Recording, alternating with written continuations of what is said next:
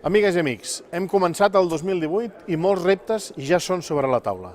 La Unió Europea ha d'afrontar reptes tan complexos com la seguretat, la defensa exterior i interior, la transició cap a una economia circular i sostenible, la política exterior i d'immigració, el pilar social i la unió bancària i fiscal, entre d'altres. I totes aquestes reformes s'han d'afrontar des del realisme, tocant de peus a terra. Lamentablement, en els darrers anys hem vist que a Europa s'obren populismes i extremismes emergents que prometen arcàdies felices i que acaben sent un veritable engany en el moment en què topen amb la realitat. Per contra, falta compromís, rigor, solidaritat i fraternitat europea. L'exemple més notori d'això és el Brexit. Malgrat totes les bondats anunciades pels populistes, la factura del Brexit serà de més de 40.000 milions d'euros, que es diu de pressa. No és ni serà un camí fàcil, com tampoc ho ha estat mai el projecte europeu.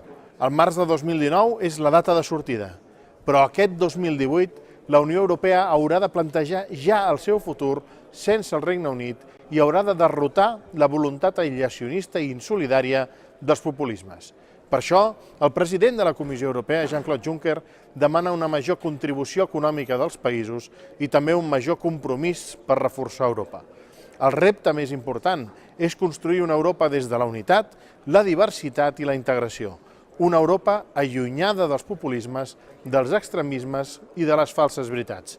Una Europa forta, realista i propera als europeus.